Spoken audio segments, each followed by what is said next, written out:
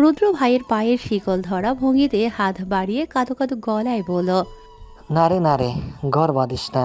তোমার ভাইয়ের বুকে এখনো বাসর বিদিন ব্যথা। রুদ্ধ রুদ্রের কথায় পাত্তা না দিয়ে চলে গেল নিজ রুমে। বাড়ির মেয়েরা আজ একসাথে গোল হয়ে বসে আড্ডা দিচ্ছে।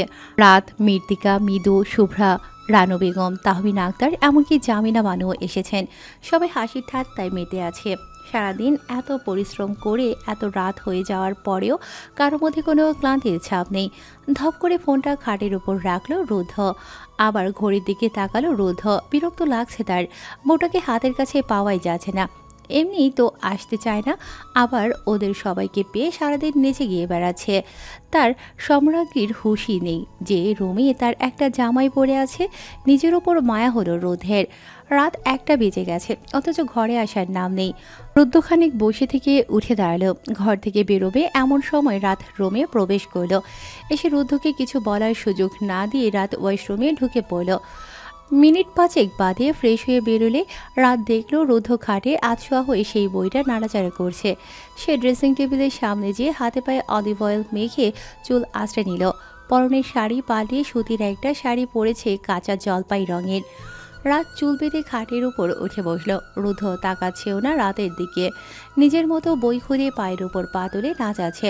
রাতের মনক্ষুণ্ণ হলো খানিক। একটা বারও তাকাচ্ছে না। তা বলে রুদ্ধ কেন তাকাচ্ছে না ওর দিকে, কেন কথা বলছে না, কেন জড়িয়ে ধরছে না? মন খারাপ হলেও প্রকাশ করল না।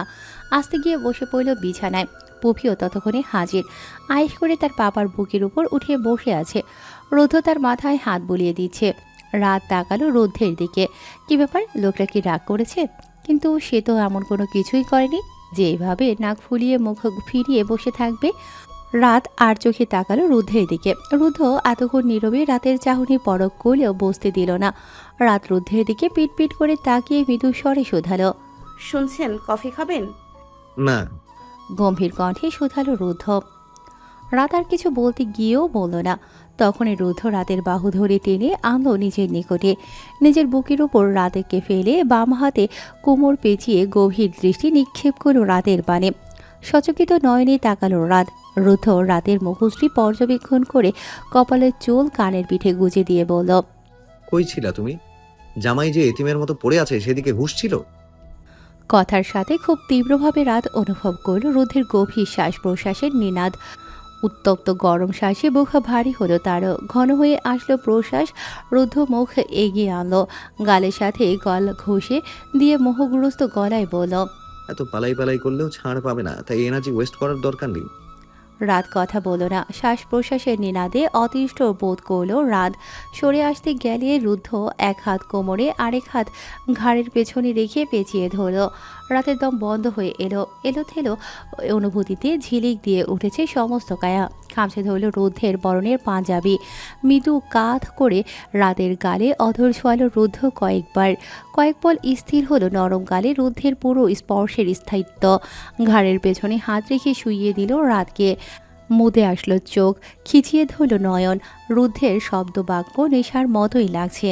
ঘাড় উচালো সামান্য কম্পিত অধর যুগল এগিয়ে উষ্ণ ঠোঁটের কাপা স্পর্শে ছুঁয়ে দিল রুদ্ধের থুতনি কোনো এক অজানা ঘরে। রাতের এহেন হৃদস্পর্শী ছোট্ট চুম্বনে বেসামাল হলো রুদ্ধ। এক ঝটকায় অবস্থান ঘুরিয়ে রাতের ছোট্ট শরীরটা রাখলো নিজ বুকের ওপর। রাত সরে আসতে গেলে ঘাড়ের পেছনে হাত সন্তর্পণে রেখে টেনে নিল নিকটে। পুরো ঠোঁটের মাঝে বদ্ধ করল রাতের নরম কম্পিত অধর যুগল। হৃদবক্ষে কম্পন তুলল রাতের রুদ্ধের উথাল পাতাল চুম্বনে। শ্রান্ত হয়ে গেল নরম দেহ। নরম আবেশে ছুঁয়ে দিতে লাগলো তার ওষ্ঠাদয়। হাতের স্পর্শ পিঠ থেকে নামতে নামতে কোমর পর্যন্ত গেল। নরম দেহে আরও চাপ দিয়ে মিশিয়ে নিল নিজের ভেতর। অবাধ্য স্পর্শের বিচরণ ছড়িয়ে গেল সারা শরীরে। বদনে ঝিলিক দিয়ে উঠল রাতের সমগ্র দুনিয়া। মিশে যেতে লাগলো, হারিয়ে যেতে লাগলো। চারটা যেন একটু বেশি ঝুঁকে পড়েছে আজ। যেন জানে এই ঘরের কোণে তীব্র কম্পন বইছে। দূরের অরণ্যে জোনাকির আলোগুলো থমকে গেছে। স্থির হয়ে তাকিয়ে আছে এই অজানা ঘোরে ডুবে থাকা দুই দেহের দিকে। বাতাস থেমে গেছে, ঠিক যেন নিজের নিঃশ্বাস আটকে রেখেছে। কোনো শব্দ না করে সাক্ষী হতে চায় এই গভীর সংলাপহীন আলাপনের। পাশে সাদা রঙ্গন গাছটা নুয়ে পড়েছে সামান্য, ঠিক যেমন কোনো মুগ্ধ গভীর সুরে আত্মহারা হয়ে আছে একটু কাছে। পাতার গায়ে শিশির জমেছে, তবে সেসব যেন আর টলমলো করছে না। তারা বুঝে গেছে এই মুহূর্তে কোনো শব্দই চায় না, শুধু একটানা নীরবতা, যেন শব্দ শ্রদ্ধায় নত যেন। চাঁদের আলো একটু সোনালি লাগছে আজ না, হয়তো ওটা রাতের গায়ে উষ্ণতা ছুঁয়ে এসে বদলে গেছে। চারিদিকটা যেন কুয়াশার মতো এক আলতো আস্তরণে মোড়া, ঠিক যেমনটা হয় কোনো গভীর কবিতার মাঝে প্রবেশ করলে, যেখানে সময় থেমে থাকে, শব্দেরা হারিয়ে যায়, আর বাকি থাকে শুধু অনুভব। আকাশ জুড়ে তারা ছড়িয়ে আছে অনেক, কিন্তু তাদের মাঝখানে একটা অপার শূন্যতা, যেন একটা নিঃশব্দ স্পন্দন বয়ে চলেছে এক দেহ থেকে আরেক দেহ, এক হৃদয়ের ঘূর্ণিপাক থেকে আরেকটিতে। রাত আর রুদ্ধের গায়ে এই যে চাঁদের আলো পড়ছে, তা আর স্রেফ আলো নয়, ওটা একরাশ কবিতা, একরাশ চুপি চুপি বলা ভালোবাসা। সূর্যের আলো কোমলভাবে ছড়িয়ে আস্তে আস্তে সকাল নামিয়ে দিচ্ছে ধরিত্রীর বুকে। আলোর উমে জেগে উঠল গাছের পাতাগুলো, শিশিরে ভিজে থাকা ঘাসেরা মাথা তুলে নিল ধীরে ধীরে। চারপাশে যেন এক মুগ্ধ স্তব্ধতা, একটা শান্ত রোদেলা আবরণে মোড়া নিঃসর্গ। পূর্বাকাশে কুয়াশার চাদর সরিয়ে যেন সূর্য উকি দিল। নরম হাওয়া জানালার ফাঁক দিয়ে ঘরে ঢুকে রাতের গায়ে হাত রাখল, একটা ধীরে ধীরে ভাঙা ঘুমের মতন। প্রথম সকালটা রোদ সোনালি নয়, সে ধবধবে, একটু মলিন, একটু ক্লান্ত, কিন্তু ভীষণ যত্নশীল, যেমন কেউ ভালোবেসে কারো কপালে চুমো রাখে, জোরে নয়, খুব আস্তে। আকাশের বুক জুড়িয়ে এই যে কোমল আলো, সেটাই যেন জীবনের নতুন পৃষ্ঠা উল্টে দেয়। সেই আলো ছুঁয়ে যায় জানালার কাজ, বিছানার চাদর, আর দুজন মানুষের এক রাতের তীব্রতায় ভেজা নিঃশ্বাস। পূব থেকে জানালা দিয়ে ঢুকে পড়েছে এক টুকরো হালকা রোদ, সেটা চোখে পড়ে না ঠিক, বরং গায়ের উপর আলতোভাবে বসে থাকা ধুলো কণাগুলোর নড়াচড়ায় বোঝা যায় সূর্য উঠেছে। কিন্তু এই সূর্য জ্বলে না, পড়ে না, বরং মুছে দেয় সব কিছু। দূরে কোথাও কাক ডেকে উঠেছে, তবে সেই ডাকেও নেই জীবনের আহ্বান, বরং একরাশ ক্লান্তির ঘ্রাণ। চারিদিকের গাছে রাতে শিশির জমে আছে এখনো, যেন তারা চোখে জল নিয়ে দাঁড়িয়েছিল সারা রাত। পাখিরা গা ঝাড়ছে, রাত পড়ে আছে বিছানায় নিঃসার, শরীর জুড়িয়ে ছড়িয়ে থাকা এলোমেলো চুল, গায়ে কমফোর্ট জড়িয়ে গভীর নিদ্রায় বিভোর। রুদ্র এলোমেলো ধারে দাঁড়িয়ে, ধোয়া ওঠা কফির কাপে ঠোঁট ছোয়ালো। সকাল 7:35 বাজে। রাতকে ডাকতে গিয়েও ডাকলো না, মেয়েটা ক্লান্ত, ঘুমোচ্ছে ঘুমুক। রুদ্র নিজে তৈরি হয়ে নাস্তা করে ভার্সিটি রওনা দিল। রুদ্র গেল ভাইয়ের সাথে, তার শোকের শেষ নেই। গতকাল বিয়ে করলো, কিন্তু কপালে বাসর জুটল না। এখন আবার বিয়ের পরদিনই আবার ভার্সিটি দৌড়াতে হচ্ছে, হায় রে কপাল। রুদ্ধ চলে যাওয়ার কিছুক্ষণ পরপরই রাতের ঘুম ভাঙল। ঘুম ভাঙতে লাফিয়ে উঠল রাত, ঘড়ির দিকে এক পলক তাকিয়ে দ্রুত পা বাড়ালো ওয়াশরুমে। তারপর এই কালারের একটা জামদানি শাড়ি পরে দ্রুত নিচে নেমে গেল। মেহমান বাড়িতে, অথচ সে এবাড়ির বউ হয়ে নাক ডেকে ঘুমোচ্ছে। আবার রুদ্ধ চলে গেছে ভার্সিটিতে, অথচ সে টের পেল না। ইস, লজ্জা লাগলো রাতের। নিচে নামতেই ড্রয়িং রুমে গিয়ে দেখলো শুভ্রা, মৃত্তিকা, মৃদু, জিহাদ, রানু বেগম ও তাহমিনা আক্তার সবাই গল্প করছে। রাত কিছুটা ইতস্তত বোধ করতেই লাগলো। তাহমিনা আক্তার নিশ্চয়ই তাকে উল্টোপাল্টা ভাববে, অথচ রাতের চিন্তার পুরো বিপরীতে গিয়ে তাহমিনা আক্তার বললেন, ওই রে রুদ্রের বউ, এদিকে আসো তো। দেখো, আজ আমি লুচি আর গরুর গোশত রান্না করলাম। আমিও কিন্তু খুলনার মেয়ে, দেখো তো কেমন হলো। তখনই মৃদু উঠে গিয়ে রাতের গালে হাত দিয়ে বলল, আগে বলো, তোমার জ্বর নেমেছে? মৃত্তিকাও উঠে এসে রাতকে নিজের পাশে বসিয়ে বলল, ভাই যখন বলল তোমার জ্বর ছিল রাতে, তখনই যেতে চেয়েছিলাম দেখতে যে কেমন আছো, কিন্তু ভাই যেতে দেয়নি। শুভ্রা এক কাপ চা রাতকে ধরিয়ে দিয়ে বলল, নাও চা নাও, গরম গরম খাও। তোমার তো জ্বর হলে গলাও ব্যথা হয়, এটা নাও, ভাল লাগবে। জিহাদ পাশ থেকে বলল, টক কিছু খাবে ভাবি, বলো কিনে আনি। রানু বেগম রাতকে কাছে টেনে জিজ্ঞেস করলেন, দেখি আয় তো। রুদ্ধ বলল তোর নাকি জ্বর ছিল রাতে, তুই কেন যে রাতে গোসল করতে যাস? বস তো, খেয়ে ওষুধ খাবি। রাত চুপ করে রইল, হাঁ করে তাকিয়ে রইল সে। তার জ্বর আসলো কখন আবার? পরক্ষণে নিজেকে স্বাভাবিক করে মিষ্টি হেসে বলল সে ঠিক আছে। রুদ্ধ যে ইচ্ছে করে এমন বলেছে বেশ বুঝল রাত। লোকটা এতটাও সভ্য নার দেখি, কি সুন্দর টুকুস করে মিথ্যে বলে সব ঠিকঠাক করে রেখেছে। রাত চুপচাপ খেয়ে নিল শাশুড়ি মায়ের হাতে। এটা নতুন না, বিয়ের 1 বছর হতে যাচ্ছে। এর মধ্যে সে প্রায় সময় রানু বেগমের হাতেই খেয়েছে। শুভ্রা, মৃত্তিকা, মৃদু ও জিহাদও খেতে বসেছে রাতের সাথে। সবাইকে একসঙ্গে খাইয়ে দিল রানু বেগম। খাওয়া শেষেই সবাই গল্প করতে লাগলো। আজ তারা শপিংয়ে যাবে দুপুরের পরে। জিহাদ আজ তাদের সবাইকে খুবই বিরহ নিয়ে নিজের চতুর্থ প্রেমের গল্প শোনাচ্ছে সবাইকে। যে গল্প রাত বাদে বাকি সবার মুখস্থ অলরেডি, আর সবাই খুবই বেদনাময় চোখে শুনছে আর মিটমিটিয়ে হাসছে। শুভ্রা জিহাদের অতি কষ্টের কাহিনী শেষে বুকে হাত দিয়ে শুয়ে পড়া দেখেই লাফিয়ে উঠে বলল, ভাইয়া, তোর এমন দুঃখ দুঃখ কাহিনী শুনে আমার বাথরুম আসছে, সর। ছি সর, তুই সিরিয়াস মোমেন্ট এগুলা কেন করিস শুভ্রা? জিহাদ কপাল কুঁচকে বলল, তা কি করবে কি? হ্যাঁ, তোর এমন কাহিনী শুনে কাঁদবে যা 64 বার শোনা শেষ। ভীষণ বিরক্ত কণ্ঠে বলল মৃত্তিকা। দেখলা ভাবি? বলে রাতের দিকে তাকালো জিহাদ। রাত হেসে ফেলল তাদের কথোপকথনে। দুপুর 3টার পরপরই খাওয়া দাওয়া শেষে বাড়ির বড়রা বাদে সবাই তৈরি হয়েছে শপিং মলের উদ্দেশ্যে। বাড়ির বড়রা যার যার ঘরে বিশ্রামে গা এলিয়ে দিয়েছেন, কিন্তু তরুণেরা কেউ স্থির থাকতে পারে না। তারা রং, আলো আর মানুষের ভিড়ের মাঝে হারিয়ে যাওয়ার জন্য তৈরি। রুদ্র যাচ্ছে তাদের সাথে, তবে রুদ্র থাকবে না, তার কাজ আছে। এছাড়াও নির্জনতায় নিজেকে গুটিয়ে নেওয়া তার পুরনো অভ্যাস। রাত আজ নীল রঙের ছোঁয়ায় মোড়ানো একটা শাড়ি পরেছে লাল ব্লাউজের সঙ্গে। রক্ত জবা রাঙা ব্লাউজে সাদা রঙের কলকি ডিজাইন, কানে ছোট্ট একটা ঝুমকো আর কপালে ছোট্ট একটা কালো টিপ পরে হালকা সাজলো। কালচে পোড়া কফি রঙা চুল ছাড়াই রাখলো। শপিং মলের সামনে আসতেই সব এক এক করে নেমে পড়ল গাড়ি থেকে। জিহাদ নেমে রাতের দিকে হাত বাড়িয়ে বলল, আসো ভাবি।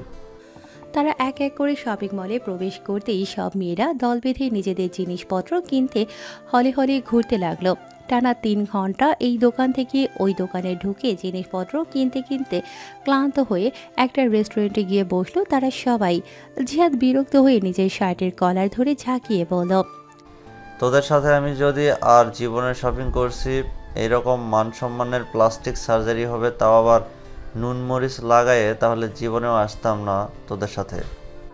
আল্লাহ, কি দাম বলিস তোরা! যে দামে দোকানদার বলে 10 ভাগ থেকে 9 ভাগ কমায় বলিস। দোকানদার বেটাও হা করে তাকাইয়া থাকে। লজ্জায় তো আমার মাথা নিচু হয়ে গেছিল। মনে হচ্ছিল মাটি ফাঁক করে ঢুকে যেতে পারলেই পারতাম। জিহাদের সাথেই তাল মিলিয়ে বলল রুদ্র, তাও ভালো ভাইয়া, বেডি মানুষের সাথে শপিং করতে এসে বুঝলাম যে জীবনে বউয়ের সাথে শপিং করতে আসা যাবে না। রুদ্রের বলা শেষ হতেই জিহাদ তার দিকে তাকিয়ে চোখ টিপ দিয়ে বলল, একদম ঠিক কথা বলছিস। শপিং করার কথা বললে টাকার বান্ডিল ধরিয়ে দিব, তবুও নিজে যাব না। রুদ্র নিজের শার্টের কলার ঠিক করতে করতে বলল।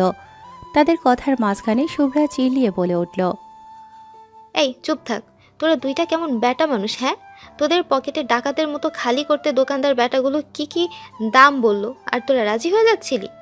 তোদের কপাল ভালো আমার মতো বোন আছে তোদের, না হলে আজকেই রাস্তায় বসে ফকিরের মতো ভিক্ষা করতি। আসলে ভালো জিনিসের কদর করতে জানে না বলেই কপালে বউ যেটা না এর ভেতর। পাশ থেকে ফোড়ন কেটে বলল মৃত্তিকা। এতে সবার কথায় বিরক্ত হয়ে মৃদু চিল্লিয়ে বলল, হয়েছে, থামো, তোমার খিদা লাগছে, কিছু অর্ডার দাও। হ্যাঁ, অনেক খিদে লাগছে। এ জিয়াদ, তুই যা অর্ডার দিয়ে আয়। রুদ্র চেয়ারে হেলান দিয়ে বসতে বসতে বলল জিহাদকে। 20 মিনিটের মাথায় তাদের খাবার আসতেই সবাই একে একে খেতে লাগলো। রাত চুপ করে আছে, সে বেশি হৈহুল্লোড় করতে পারে না। আগাগোড়ায় খুবই চুপচাপ প্রকৃতির মেয়ে, তবে নীরবে এই টুকটাক গল্প করছে সবার সাথে আলতো গলায়। তখনই রুদ্রের ফোনে কল আসতেই রুদ্র ফোন রিসিভ করে কানে ধরে বলল, বল ভাই। ওপাশ থেকে রুদ্র ভালো মন্দ কিছু জিজ্ঞেস না করে ডিরেক্ট রুদ্রকে হুমকির সুরে বলল, আমার বউ কই? দিয়ে যা আমার কাছে। কথাটা বলে ঠাস করে ফোন কেটে দিল কোনো কিছু না শুনে। রুদ্র সেদিকে তাকিয়ে ফোঁস করে নিঃশ্বাস ছেড়ে তার ভাবি পাখির দিকে তাকালো। তারপর রাতকে উদ্দেশ্য করে ফোনটা পকেটে ভরতে ভরতে উঠে দাঁড়িয়ে বলল, চলো ভাবি পাখি, তোমার জামাই ডাকছে। মৃত্তিকা তখন মাঝখান থেকে ফোন কেটে বলল, যাও ভাবি, তোমার জামাই ডাকছে। মৃত্তিকার বলা শেষ হতেই মৃদু একই সুরে বলল, ভাইয়া বোধহয় তোমাকে স্পেশাল ডেটে নিয়ে যাবে, যাও। ইস ভাই আমার দিন দিন যে কী নির্লজ্জ ব্যাটা হচ্ছে, আগে কারোর সঙ্গে কথাই বলতো না, আর এখন আমার বউ দিয়ে যা, কি হুকুম, বাহ। মুস্কি হেসে বলল শুভ্রা।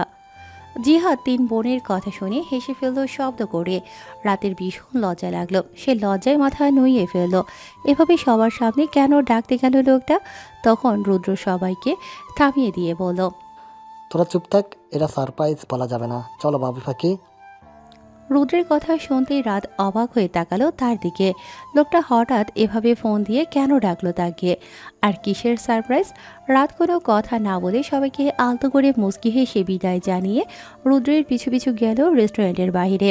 তারা রেস্টুরেন্টের বাইরে এসে দেখতে পেল একটা কালো গাড়ি, যার সামনে দাঁড়িয়ে আছে রোধ। পরনে সাদা রঙের একটা শার্ট, হাতা কোনোই পর্যন্ত ভাঁজ করা। ফোনে কারোর সাথে রেগে কথা বলছে, রাগের কারণে কপালের রং স্পষ্ট দেখা যাচ্ছে। রাত তাকালো তার দিকে, কি ব্যাপার, এত রেগে আছে কেন লোকটা? রুদ্রের কাছে যেতেই রুদ্র তার ভাইকে বলল, নাও ভাই, তোমার বউ। রুদ্র ফোনটা রেখেই এক হাতে রাতকে নিজের বুকে আগলে নিতে নিতে বলল রুদ্রকে। মাকে বলে দিস রাতে ফিরতে নাও পারি। রুদ্র রুদ্রের দিকে তাকিয়ে মুচকি হেসে বলল, ওকে। কথাটা বলেই চলে গেল রুদ্র। রুদ্র সেদিকে তাকিয়ে রাতের দিকে মাথা নিচু করে তাকালো, যে কিনা চোখ পিটপিট করে তাকিয়ে আছে তার দিকে। রুদ্র রাতের তাকানোর ধরন দেখে মুচকি হেসে রাতের নাক টেনে দিয়ে আলতো স্বরে বলল, কিছু খাবে? রাত রুদ্রের এত আলতো আদরে কণ্ঠ শুনে অবাক হলো। একটু আগেই তো লোকটা সিংহের মতো গর্জন করছিল, সে তো ভয়ে তাকাতেই পারছিল না রুদ্রের দিকে, আর এখন কিনা এত নরম করে কথা বলছে। রাত আলতো করে মাথা নাড়িয়ে না বলে মুখ গুজে দিল রুদ্রের বুকে। রুদ্র মুচকি হেসে নিজের প্রিয়সীর মাথায় আলতো করে হাত বুলিয়ে দিয়ে ছোট করে একটা চুমু খেলো। তারপর রাতকে গাড়িতে বসিয়ে দিয়ে নিজেও ড্রাইভিং সিটে বসিয়ে রাতের দিকে তাকিয়ে সিট বেল্ট লাগাতে বলল। সিট বেল্টটা লাগিয়ে নাও রাত পাখি। রাত সিট বেল্ট লাগালো না, বরং সিট থেকে উঠে এসে রুদ্ধের কোলের বসে মাথা এলিয়ে দিল রুদ্ধের বুকে। রুদ্ধ রাতের এমন কাণ্ডে হেসে ফেলল। তারপর রাতের হাত নিজের হাতের মুঠোয় পড়ে ছোট্ট একটা চুমু খেল। রুদ্ধ পুনরায় সিট বেল্টটা খুলে রাতকে বুকে আগলে নিয়ে রাতকে সহ সিট বেল্টটা লাগিয়ে গাড়ি স্টার্ট দিল। রাতের কেন জানি মনটা কেমন করছে, ভালো লাগছে না তার। সন্ধ্যার ঠিক আগ মুহূর্ত, যে সময়টাকে কবিরা বলেন গোধূলিবেলা। সন্ধ্যার এমন প্রহরে দিনের গা ছুঁয়ে চলে যাওয়া আলো আর রাতের ধীরে ধীরে আসার বেগলতা নিয়ে আকাশ দাঁড়িয়ে আছে এক অসমাপ্ত চিঠির মতো। আকাশের রং এখন ধূসর নীলের গায়ে হালকা কমলা ছায়া, যেন কেউ কাঁচা জল রং দিয়ে হালকা করে ছুঁয়ে গেছে। সূর্যটা ঠিক যেন দিগন্তের কিনারায় বসে থাকা এক ক্লান্ত পথিক, ধীরে ধীরে গা এলিয়ে দিচ্ছে পশ্চিমের কোলে। মেঘেরা তখন তুলোর মতো নয়, বরং এক একটা যেন মনের ভাঁজে জমে থাকা কথা, একটু ধোয়াটে একটু আবছা। পাখিরা দল বেঁধে ফিরে আসছে বাসায়, ডানায় ডানায় ক্লান্তি আর চোখে ঘরের টান। গাছের মাথায় নরম হাওয়া এসে খেলছে, পাতাগুলো যেন ফিসফিস করে কথা বলছে। রং বদলাতে থাকা আকাশটা দেখে মনে হয় এ যেন একটা গভীর নিঃশ্বাস, কোনো কিছু হারানোর আবার নতুন কিছু পাওয়ার আগে চুপ করে থাকার সময়। এই সময়টা এমন যেখানে আলোর সঙ্গে ছায়ার সম্পর্কটা জটিল, একসাথে কাছে আসে আবার একসাথে হারিয়ে যায়। রাত আর রুদ্ধ একসাথে হাত ধরে হেঁটে যাচ্ছে একটা মাটির রাস্তা ধরে। কিছুটা গ্রাম অঞ্চলের ভেতরে এসে গাড়ি থেকে নেমে রুদ্ধ রাতকে নিয়ে হাঁটা শুরু করেছিল। কিছু দূর হাঁটতেই বেশ বড় একটা দোতলা বাগান বাড়ির মতো সুন্দর গাছপালা ঘেরা কাঠের তৈরি দরজা জানালা সহ অসম্ভব সুন্দর একটা বাড়ি দেখতে পেল রাত। দূর থেকে অসম্ভব সুন্দর লাগছে বাড়িটা। রাত কৌতূহলী চোখে তাকালো সেদিকে। বাড়িটা দেখে অবাক চোখে রুদ্ধের দিকে তাকাতেই রুদ্ধ তার দিকে তাকিয়ে মুচকি হেসে হাত ধরে নিয়ে গেল বাড়ির ভেতরে। সদর দরজা পেরিয়ে ভেতরে ঢুকতেই অবাক হলো রাত। ঘরের কেন্দ্রে বসানো রয়েছে রাজকীয় 2টি সোফা, একটি গাঢ় নীল, অপরটি মেঠো মরচে রঙের আভাযুক্ত। সোফার সামনে গোলাকৃতি টেবিল, যার উপর কিছু বই আর কফির কাপ রাখা থাকতে পারে যদি আপনি একটু কল্পনা করেন। সেগুলোর চারপাশে ছড়িয়ে ছিটিয়ে থাকা হালকা আলো যেন মেঝেতে শিল্পের আঁচড় টেনে গেছে। তবে ঘরের প্রকৃত জাদু লুকিয়ে আছে জানালার ওপাশে। সেই উঁচু জানালার ঠিক বাইরে বিস্তৃত হয়ে আছে প্রকৃতির নিজস্ব এক পর্দা, গভীর সবুজে মোড়া বাঁশ বাগান। ঝাঁকড়া পাতা আর দীর্ঘ কাণ্ডগুলো কাচের গায়ে এসে ছায়া ফেলে। বাঁশগুলো ঘরের বাইরে নয়, বরং যেন ভেতরেই একটা প্রলম্বন। বাইরে ভেতরের ভেদরেখা যেন এখানে মুছে গেছে। ঘরটি যেন শৈল্পিক সংবেদনশীলতার এক নীরব প্রতিমা। দেয়ালের প্রতিটি কোণে, প্রতিটি ফ্রেমে, প্রতিটি রেখায় ছড়িয়ে আছে রুচির ছাপ।